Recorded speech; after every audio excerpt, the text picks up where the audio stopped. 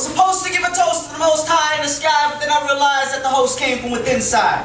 And since I felt the fear, I felt it had been lies, I decided to let the sin from within side come out. And so I shout, speaking and teaching and reaching out to all those seeking out a new alternative. Figuring out what the purpose is. Whatever method to the madness, I'm not concerned with it. You see, it starts with the heart, and so I'm turning it. So while it was written in red, embedded in heads, I was awoken. My word is spoken.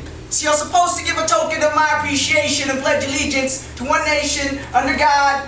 But then I saw injustice and all and thought, how can we have liberty when it's just us that fall? So I've decided that we're divided by the haves and the have-nots. What they have and what we want. Peace, freedom, and equal opportunity. Because you and me are soon to be we the divided states of America. Because through all the hysteria, they're never taking care of you, since we hold these truths to be self-evident, that all men are created equal in the sight of God.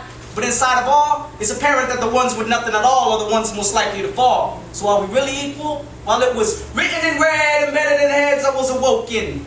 My word is spoken. See, I was supposed to go to school, work hard, and get a good job so I wouldn't be broken, and then I saw I had bigger problems to solve. I couldn't stand to see hypocrisy in demands, so working hard for the man was no longer in my plans. See, I'm not a fan of watching high-paid players playing high-stakes games at the expense of the masses and lower classes. It's just plain fascist. So I had to ask it. I was happy with getting mine while others are forced to stay on the grind. I had to ask it. Am I sacrificing my time so others can also shine? And my replies were simply, no. I'm not okay with the way books say one thing while something else tells me clearly it's just not that way. So I look to those who paved ways for better days like Christ, King, Malcolm, and Che, all slain, turning the martyrs from working smarter instead of harder. It's a shame. It's like we speak of their names in vain while we still blame each other, while it's still colors that run from violence and still voices remain silenced.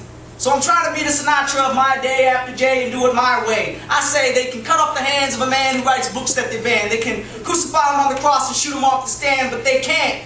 They can't weaken the message that reaches the masses. No, they can't lessen the lessons that teach the weak to be stronger. Because the knowledge lasts longer than the dollar. And if the pen is mightier than the sword, then I'm fighting for the power of the word. And that's my word.